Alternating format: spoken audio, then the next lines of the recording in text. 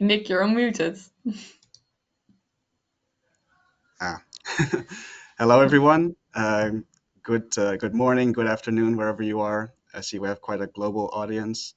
I'll give it another minute or so. I see still people continuing to join. Um, so let's give it one more minute and we'll kick off the session.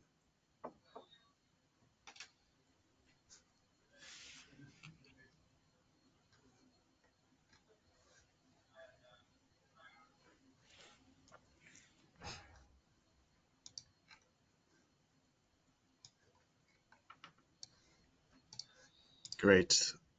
I think let's just get started.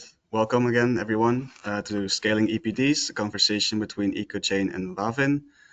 Yeah, we're very happy to have you here. Great to see so many people joining from all over the world. So good morning or good afternoon, wherever you are. Um, so to dive right into it, my name is Nick. I'm marketing manager here at Ecochain. I'm also your host today, and my main role today is to really introduce these two guests. First of all, we have Ieke Bak. Ieke is our senior LCA and EPD specialist. She has been with Ecochain for many years, and in her role, she's helped countless companies basically become more sustainable by really sharing and applying her deep knowledge on LCA and EPDs. She's also been a guest speaker at many EPD-focused events, and we are happy to have her with us today. And secondly, last but not least, we have Jan van Rompay, and as a Director Global Sustainability at Orbia Building and Infrastructure, Jan is responsible for steering and implementing Orbia Building and Infrastructure sustainability programs to achieve positive impact. So he leads the global sustainability team, and the function and his scope uh, covers areas ranging from decarbonization, but also LCAs, which will be the focus today, EPDs, and also themes like circular economy, water replenishment, community engagement. We're very lucky and happy to have Jan join us today. And this is not your standard webinar, let's say, so it's not going to be long presentations after another with lots of slides with many text on the slides. It's really a conversation between the two experts that we have with us today, sharing knowledge on the theme, very important, very actual theme of EPDs in the construction sector. Um, so this is just a kind of glimpse of the themes that we'll discover today. So really diving deep into EPDs, why is it important? What's the relevance and the importance of scaling up your EPDs? Then really digging deep into Wavin's sustainability EPD journey. What are the challenges that companies face, how to overcome them, and what's next in the future? And then we're really opening up the floor also to you to be able to ask questions either to Ieke or Jan, and to also just have you involved in the conversation in that way as well. And before we start, like I said, ask any question in the Q&A section. So if you can also maybe indicate who your question is towards, if it's for Ieke or Jan, that will also make it easier for me to direct it to the right person. Or if it's a more general question, also obviously very welcome. If you have anything else to add, maybe like an experience or something like that, that you want to share. Also, there's a chat function, and maybe if there's time, we can kind of pick up on that and share. We can address it and maybe talk about it as well at the end. Then again, the session is also being recorded, and the recording will be sent to your inbox today. So with that, I would like to give the floor to Jan, who will be telling you a bit more about Orbia, about Wavin, and your floor is yours, Jan. Thank you, Nick, and good day to everybody around the world. And it's a pleasure to talk to you today about LCAs, about EPDs, and also thanks to Ieke and Nick and Ecochain team for having me in this webinar. So just to give a bit of perspective on who we are, because I think that's helpful to also have the right context in the further discussion. So I'm representing Wavin, and we are part of Orbia. That's our mother company. And yeah, in Wavin, we make products for drinking water, for sanitation, for climate resilient cities, and for better building performance. And we do that all over the world. So we are active in more than 40 plus countries with around 12,000 employees, and yeah, also across different regions. So we have a big presence in Europe, traditionally being a Dutch company that was founded in the 60s with the first plastic pipe for drinking water transportation, but also now a very big presence in Latin America, also in Asia Pacific. We recently opened a new site in Indonesia, and also in North America with manufacturing operations in Canada. And we use different brands. Wavin is traditionally our Dutch brand from the 60s, and that's still very, I think, very well known in the Netherlands. But we also have other brands in Brazil. We have Amanco in Colombia, Pavco, and so we have a few other brands. And on the right bottom of the slide, you see a number of our solutions. I think I put some other products than just the regular pipes. We are also active in urban climate resilience. So we make tanks for water collection and storage. We make also for indoor climate solutions. We have more complex products which include electronics, and that's also a bit of an indication also later to the discussion that, of course, these have different complexities if we look at EPDs and LCAs. So with that, just to give you a short background on who we are at Wavin. Super. Thank you, Jan, for the good explanation and the context setting. I will tell you a little bit more about Ecochain. Ecochain is founded in the Netherlands, which is also the cradle of LCAs. Ecochain is a versatile software platform that's designed to assist businesses across various sectors, so including textiles, for example, packaging, but also construction. And we help them evaluate and mitigate the environmental impacts through life cycle assessments, product carbon footprints, and also environmental product declarations. An LCA offers a comprehensive review of a product's environmental footprint from raw material extraction to disposal, while PCFs and EPDs are more a report that provides a standardized way to communicate these environmental impacts. And Ecochain is active in multiple sectors, but today's focus will be on the construction sector. And with Ecochain, construction firms can streamline the data collection for LCAs and EPDs, analyze the environmental impacts easily, make informed sustainability decisions, and communicate these environmental efforts effectively.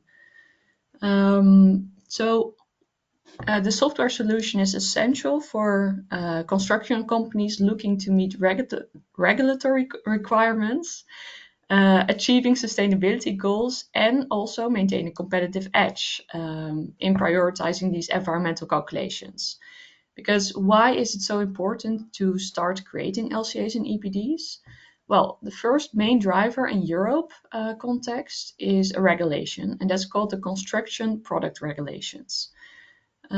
This is basically a set of rules in Europe that helps products move freely across countries and ensures that everyone is selling products that are playing by the same rules. A big part of this is making sure that products are safe and hold up to the same quality standards. And when we talk about construction products, we mean products like bricks, pipes, and insulations, for example. And one key part of this regulation is also the CE marking. And this label tells you about that the product meets European standards and also is being safe to use. But nowadays, according to the Ieke trajectory, this is an update of the older CPR regulations. It's also mandatory to include environmental impacts of your products into these labels. And this will become mandatory from 2026 onwards during a transition period. So it's really relevant that you start creating the environmental impacts on product level yourself for construction products. Let's see. And how does an EPD play into this? Well, an EPD is basically like, this shows the environmental impact of your product, and it's like a nutrition label in food sector, but then for the environment and for construction products. There's also something else called the digital product passport. And this is kind of like a digital ID for products in the construction sector. And that tells you a little bit more about the environmental impact, where the product came from, and also includes the information that's on the declaration of performance of construction products. And there's a little cool calculation example I got from Eco platform. They say, well, okay, these environmental impacts for construction materials should be included in your declaration of performance and your CE marking. And let's say if there's 400,000 construction product manufacturers in the European Union, and each of them create 10 products, this means that 4 million EPDs or LCAs have to be created in the transition periods that's coming. So that's quite a lot. And what do you do to prepare for that? That's really the key that we're going to discuss today. Next to the CPR, that's the European level, there's also some national regulations. And there's a really market demand there, in especially the Nordics in Europe, in the Netherlands, in Italy, in France, that ask contractors to compile a report of their construction products and ask for LCA information. And there's a certain threshold of, for example, CO2 impacts that a project should be below. And then those contractors are going to ask their suppliers of construction materials, hey, do you have an LCA for me for your specific product? So my project LCA can get lower. And that's where the suppliers and the manufacturers of the construction materials are really looking to create the LCAs for their products. And that's also, what we're going to discuss, how Wavin approached that today. And we're not only doing this, of course, to comply to regulations. It's important to keep in mind that we're doing this to make the construction sector more sustainable. So Jan, can you tell me a bit from your perspective, why do you think it's so important that we start with the construction sector and that there are so many regulations in the construction sector already? Yeah, that's a great question, Ieke. I'm a sustainability manager, as Nick also introduced me. So I'm always looking from that as a starting point. And if you look at statistics, we know that the building and construction sector more or less represents 40% of global emissions globally. And that emissions you can divide into operational emissions, that is the electricity needed to turn on the heating and have the lighting in the buildings. And the other 50% of that 40% comes from the embedded or embodied emissions in the materials. So the materials footprint of the building and construction sector is then huge. And if you say the total is 40, and of that 40, 50% is materials, so it's 20% of the global emissions footprint. And if you look at where we want to go and need to go, for example, the EU target minus 55% of emission by 2030, then we know that construction materials will play a key role, a very important role. And as we always say, you can't manage what you don't measure. So this is where EPDs come into play. It is about making internal decisions and having, I would say, first of all, having the visibility. Okay, where do the emissions occur, and in which materials, and what decisions can we make? And then secondly, very important to also use it for our customers to help them make informed decisions. So I would say that is always what we should take into account. And I'm also interested, Ieke, you are working with many different sectors, right? So this is, of course, a very, I would say, CO2 intensive sector. But if you compare it with other sectors, do you see similarities, similar approaches?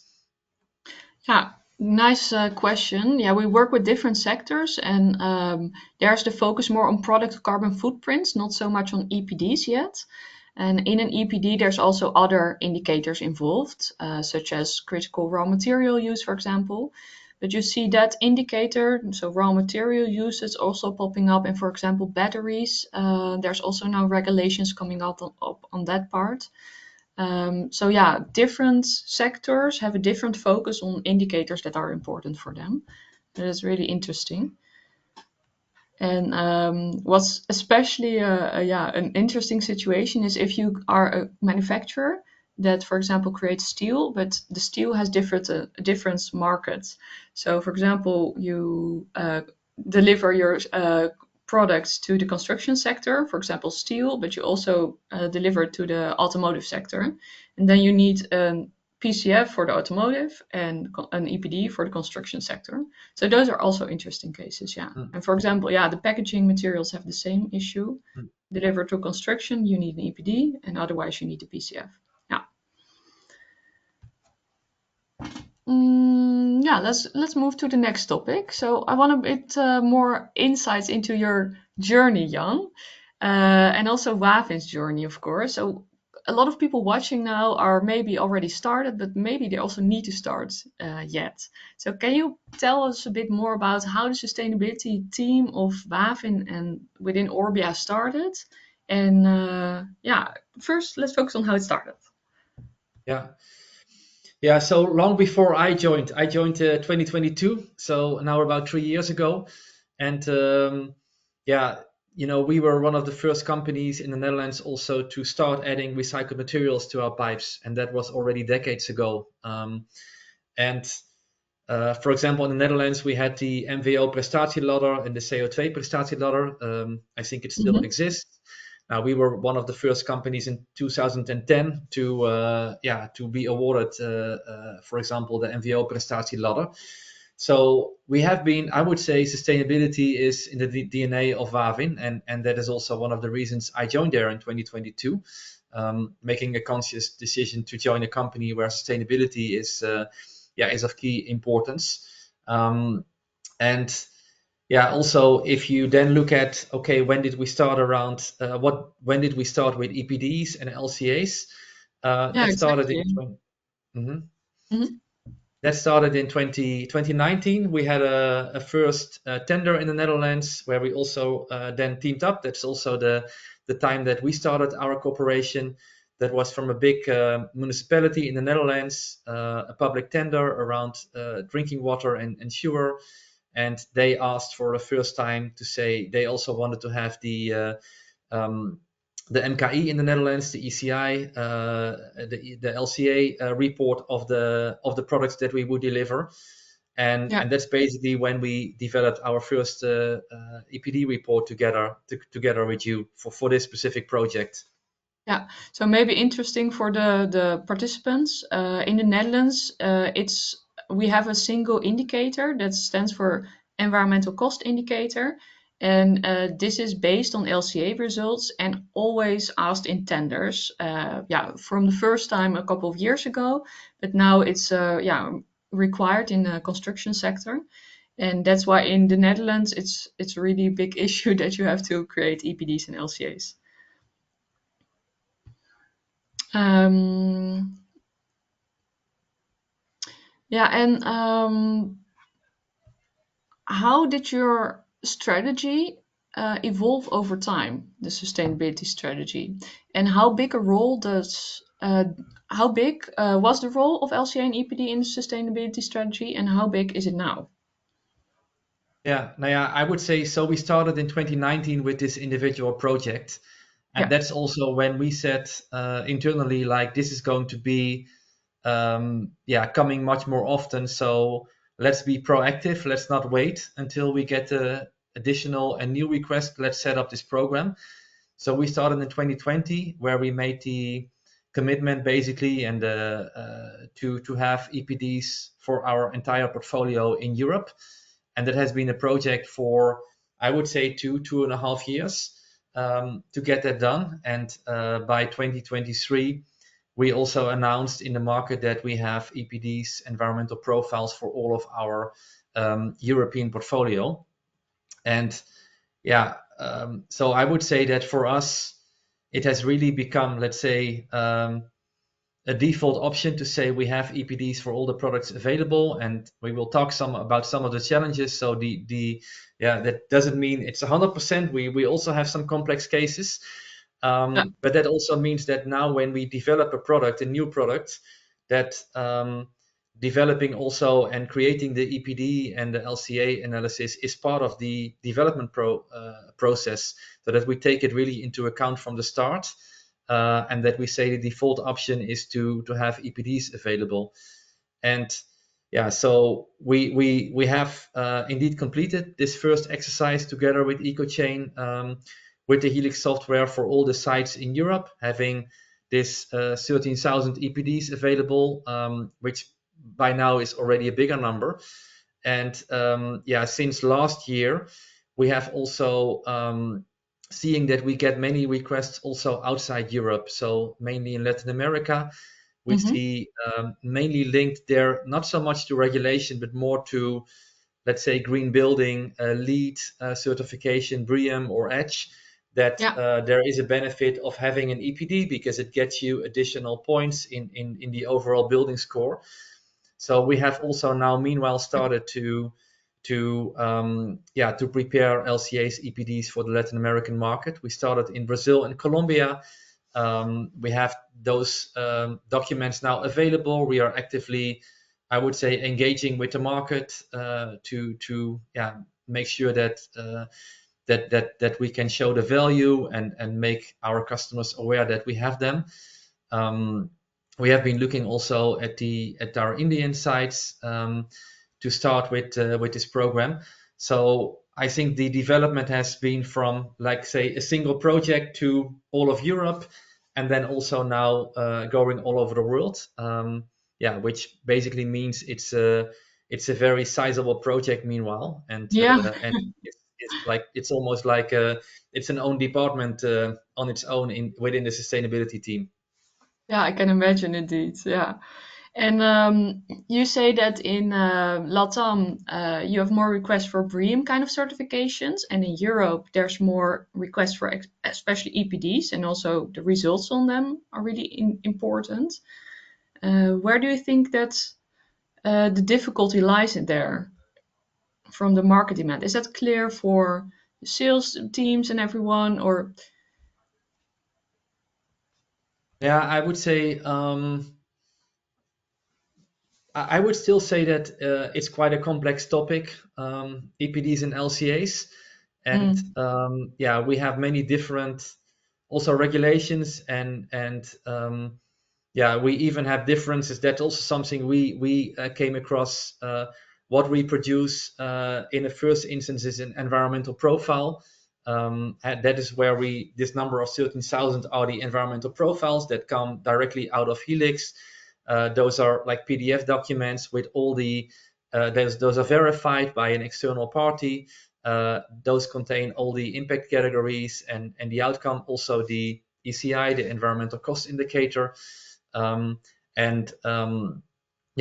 are documents that we actively share. And then we have some situations where we get requests for a full EPD, which is basically an official document also published with an external program operator. And there we have a selected number of products that we identified where we published an EPD, in this case in our case initially with EPD Norge, but now we are also looking at further expanding this scope of the products where we have a full EPD. And I would say if you talk about challenges, it's also really understanding what the exact requirement is, if it's linked to a regulation, what exactly the customer needs. And I noticed this sometimes gets a bit lost in the in the internal discussions. We get a question from somebody at a customer site. That's normally not the person that works in sustainability. It's somebody from the procurement side. It goes to our commercial colleagues, then it goes to us. So it goes different steps. And in the end, sometimes we need to get back to really understand what is exactly the question. What do they exactly need? And sometimes we directly engage with customers. So I would say, therefore, for us, it's super important to continuously educate and engage with our commercial team so that they understand the differences between, for example, an environmental profile in EPD, about the different regulations, and that they can also sort of filter the questions in a right way. Yeah, I can imagine. Yeah, it's really a big challenge to educate and also to explain what the differences are between the various formats. Because the LCA is, of course, the basis of all the communications that you can get out of it. But then, in which type of format do you want to put it for which specific region or market or EPD, PCF format, that's really still a challenge. And I think also, yeah, the regulatory bodies could maybe align a bit more on that, because for our perspective as a software company, it's also a bit difficult to keep up with all those elements. And of course, we're involved with talking with all these organizations, EPD platforms, for example, but yeah, it's difficult if people request different elements from manufacturers. Yeah, we also see that issue. And for example, some challenges in the different regional markets. Maybe focus a little bit on Europe. What do you see here in the differences between the regions? What do they ask from you, and how does that affect your LCA models in Helix, for example? Yeah, I would say, for example, the Dutch, the ECI, the environmental cost indicator, with Mm-hmm. that requires a specific calculation, which I think fortunately is integrated within Ecochain, according to the NMD, Yeah. Nationale Milieudatabase Bepalingsmethode. So that is already a challenge, which I think, based on the fact that we are both in the Netherlands, it's something we can, we understand and we can manage.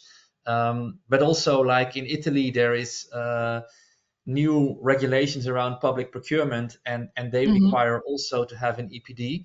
But normally we use, as a functional unit, we use a product, a piece of product. But in Italy, you need a functional unit, for example, 100 square meter apartment, and then you need to calculate how many pipes and fittings and whatever is included there. So that is a more Yeah, complex then it's already calculation. moving a bit more towards the building information model integration, huh? Exactly, exactly. And that's just Italy. Then France, we have the INES database with specific requirements that we are currently looking Yeah. into with your team, Ieke, to say, okay, we see that in France that the customers, yeah, they don't sort of take the environmental profile that we have as as a sufficient step. They say we want to have an EPD published in the INES database according to the French additional requirements. Um, yeah, and then in the Nordics, we see also, based on the regulations there, that we really need to adapt to sort of the calculations in the way that that it's required in the Nordic countries.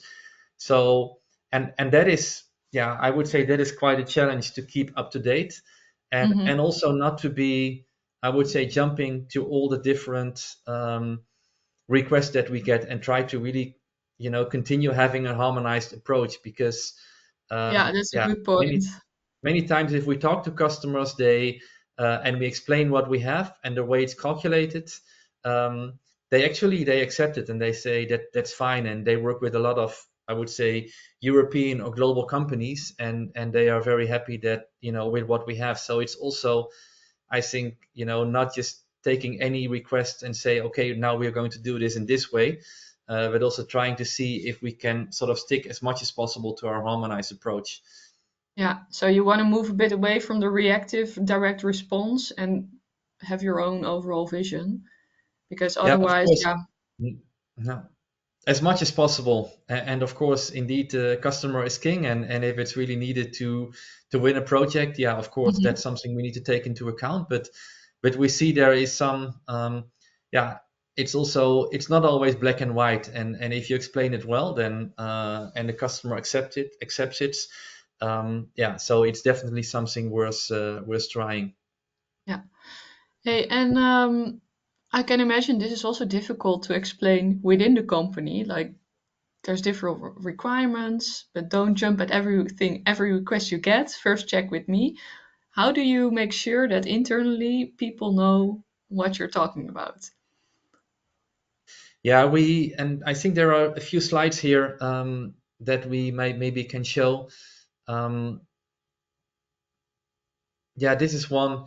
So, for example, and that's also how you see that we use the information from the EPDs in practice, where it's a bit the so what. So we have a range of products which are low carbon. They use recycled materials, circular materials, and yeah, we basically show here that if you use recycled materials, then you can reduce the carbon footprint of a product up to 80%. So you see here a comparison of a pipe with virgin materials, 100% virgin materials, and a pipe with 80% of circular materials. Yeah. And these are kind of the information that we share internally to say, why does it matter to have an EPD? Because we can also back up our claims. It's all about, there is a Yeah. lot of sensitivity around greenwashing, and everybody claims that everything is sustainable. So, yeah, it's really also internally, yeah, people are very keen on this. So having EPDs explain helps us to explain sort of also in easy terms. Okay, this is like how much we can reduce the carbon footprint of a product, and that's also what we can then explain to customers. And I think if you go to the next slide.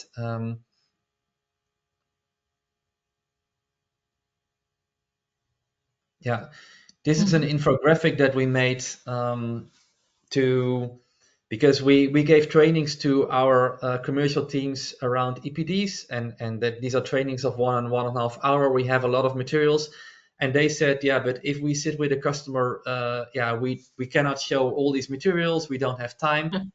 So then Yeah. we Yeah. said we create a one pager, which we call the infographic, where you can see also the different life cycle stages. You can see what we can do on our side to reduce the carbon footprint or the environmental impact. We shouldn't talk only about carbon Mhm. in the product. And we also explain here the difference of the environmental profile versus the EPD. We show Yeah. that it's externally verified. And we have noticed that this is now something which some of our commercial colleagues, they take with them.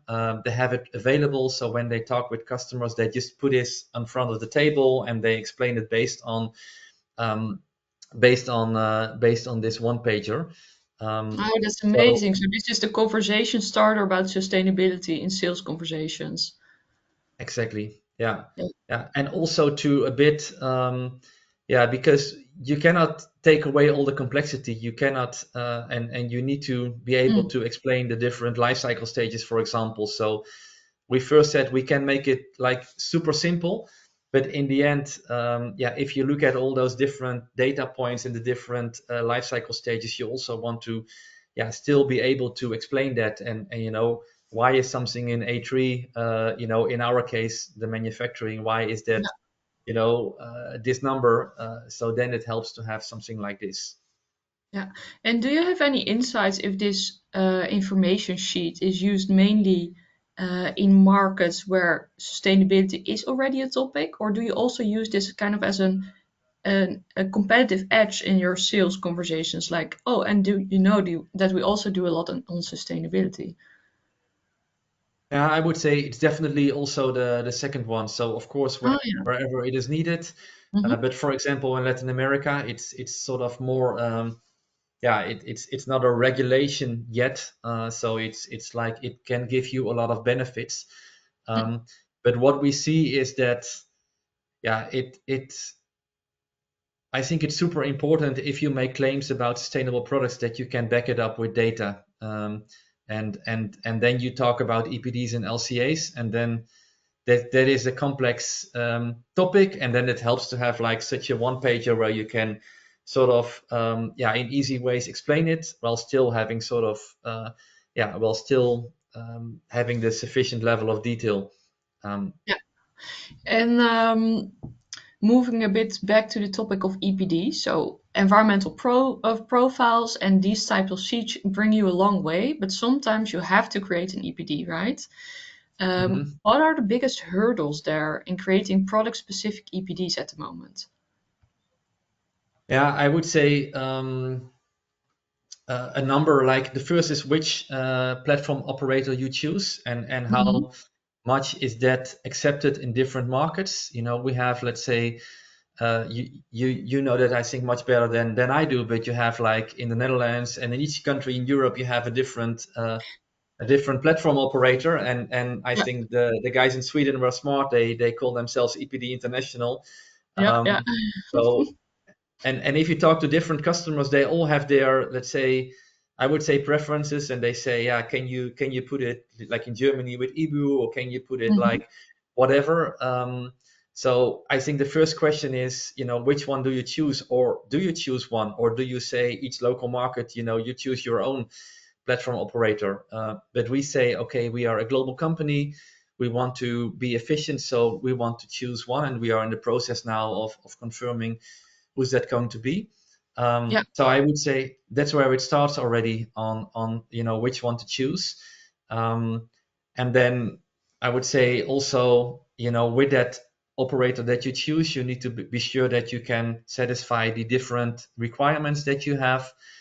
And it's also a matter of, yeah, we have always chosen for this, big scale approach, having all our products covered by environmental profiles. Yeah, of Mhm. course. Then you need to make a decision: do we continue that one by one, or do we make, like, group EPDs or family EPDs, so to sort of lower the number? Yeah. Um, Yeah, and because the problem we encountered, Jan, was that the publication cost, the creation cost of the EPD with Helix software is now rather automated, so rather low. But the publication cost, that's the part of the EPD platforms, is still not 100% automated, right? So that means that the publication costs are now also a serious cost post to consider. Yeah, exactly. Because if you pay per product, and let's say in our situation, I mentioned this 13,000, so Yeah, that can be a very big number, and if this is like an annual fee, for example, per EPD. yeah, So and I think that is also, you mentioned CPR, you mentioned digital product passport, you mentioned this millions of EPDs. So I think the platform operators also need to adjust to a new situation where, EPDs become the norm, and it will be, yeah, a common situation for a company to have many EPDs, yeah, and then you need yeah, into also the to go to, thousands indeed. exactly, to different pricing models, and that's something we are discussing. I see that platform operators are open to discuss it, but it's not something which is sort of, I think, like, widely used still. So it's still an evolving area. Yeah, yeah, and I find it very interesting to be involved in those discussions with the platforms as well, because the platforms all have different pricing models as well, based on company size, EPD numbers, how long you want to publish those EPDs. So it's interesting to see how they're open to exploring different pricing schemes if you want to publish a lot of EPDs. And that also strengthens my personal relationship with those EPD Mhm. platforms. Because for my personal role in Ecochain, I'm responsible for the EPD services that we offer and develop. That we can offer EPDs in Ecochain, but also, of course, the connections to those platforms is really important for me. So how do we make sure that the information is correct and clear for the clients, the manufacturers? Also, how do we make sure it's integrated into each other? So from Ecochain software to the platforms, and that also the end user, so yeah, the contractors that have to create a construction project can also access the data very easily. So that's also a nice collaboration there. And moving forward to the one of the final points, solutions and collaborations. What do you think is a good what do you think that the benefits are with collaborating with an LCA software solution such as Ecochain? Yeah, I think it's a fastly developing area, and So Yeah. for us, it's key to have, let's say, people like you who are also following all these developments, so also guiding us strategically, and at the same time offering like a very scalable solution like Helix to be able to deliver. And I think that is, yeah, it has grown really into a very big area. We are talking about, let's say, a big number of data points that we all cover.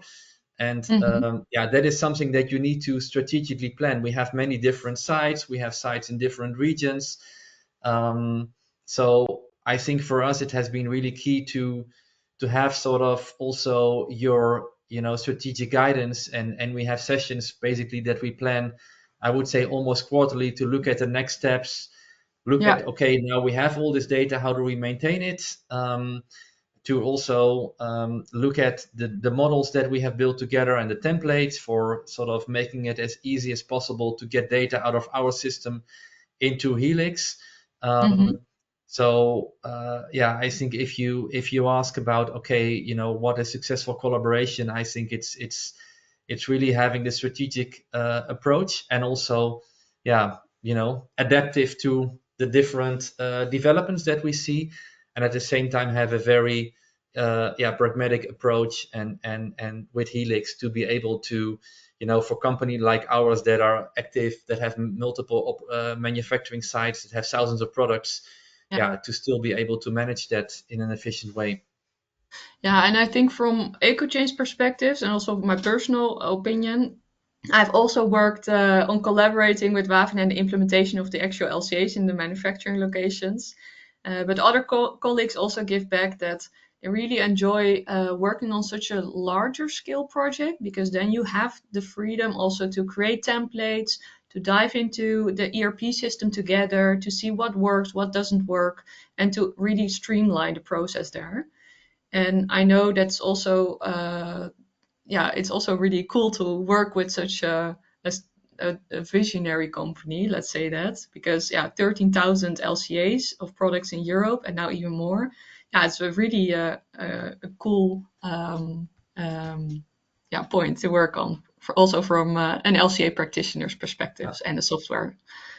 Now that's nice to hear, Ike. And I think it's Yeah. also what is also important is that yeah, if you have a relationship for so many years, like your colleagues know us, and I think that helps tremendously, because you need to understand the sort of the production, the products, and how they are produced, and what kind of materials.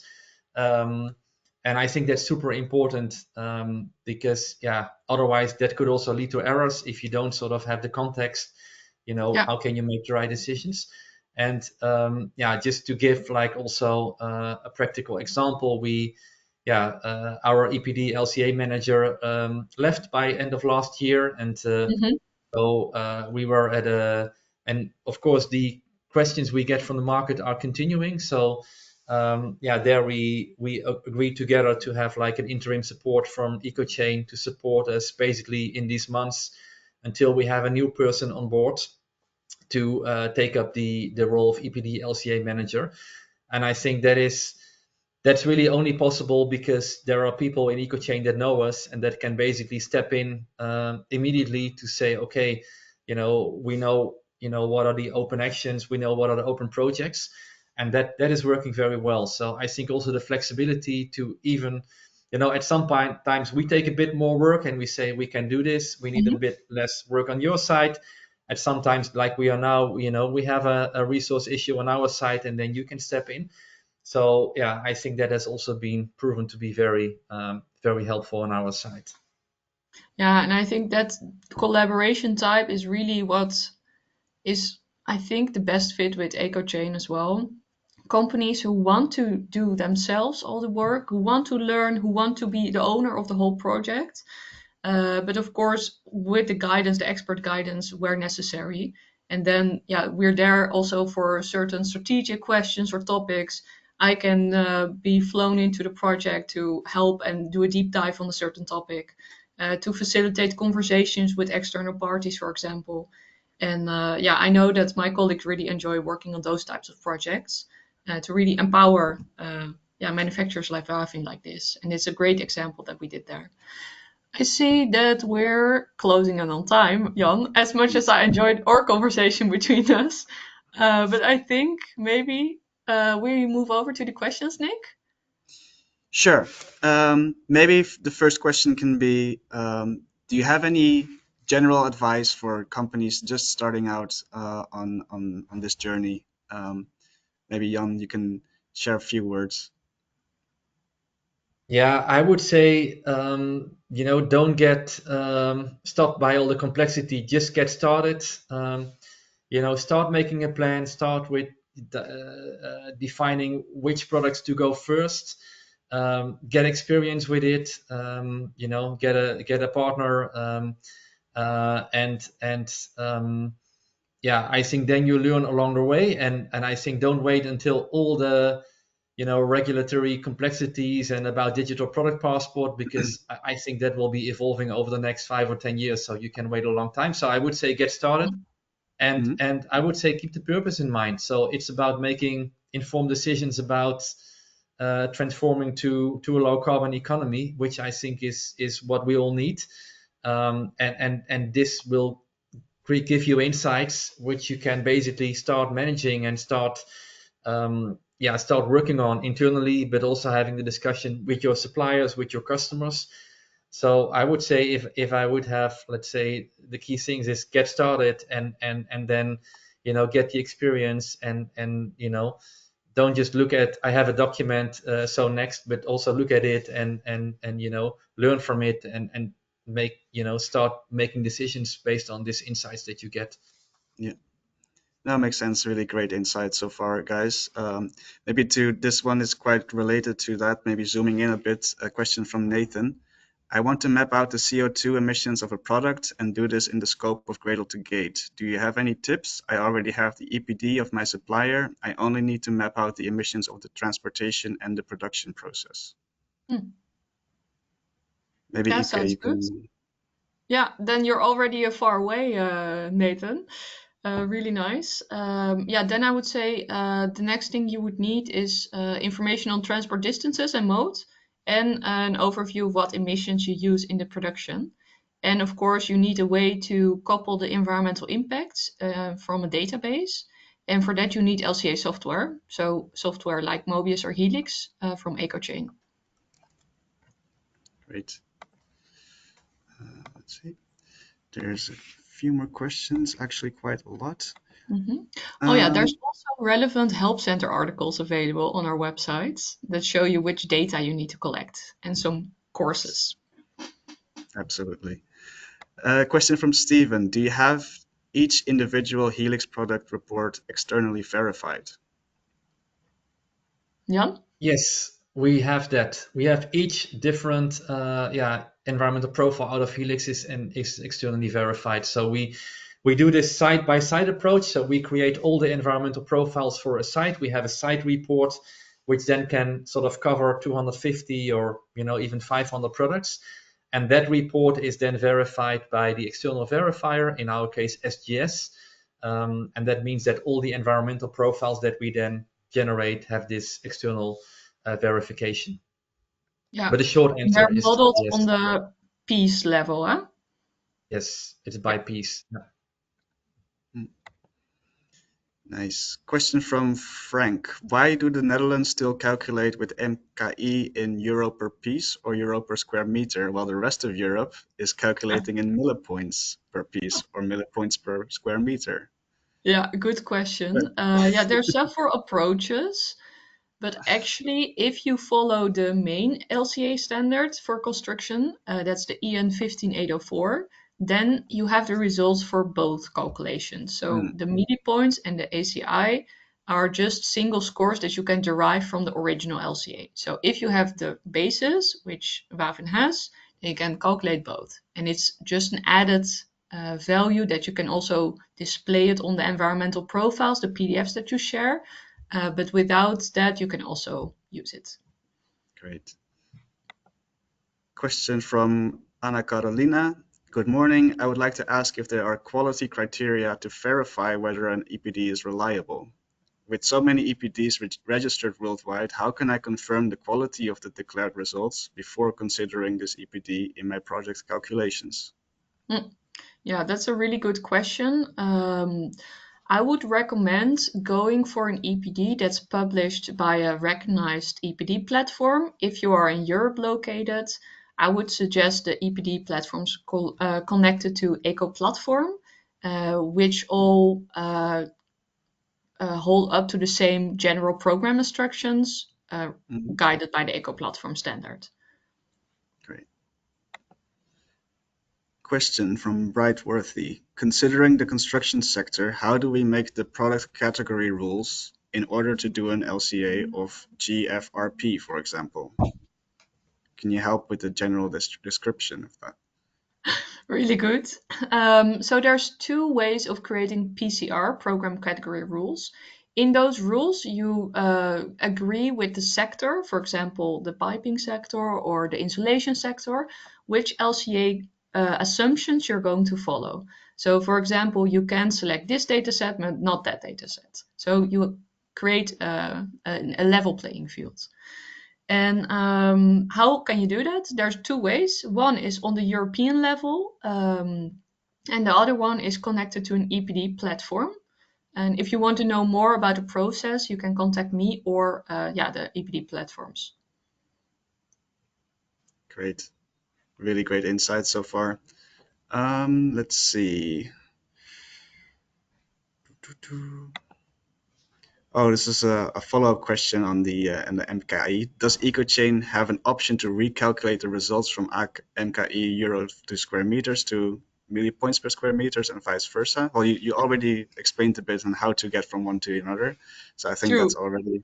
Yeah, so the millipoints are also used a lot in the Belgian sector, and yes, we do also offer millipoints in the software.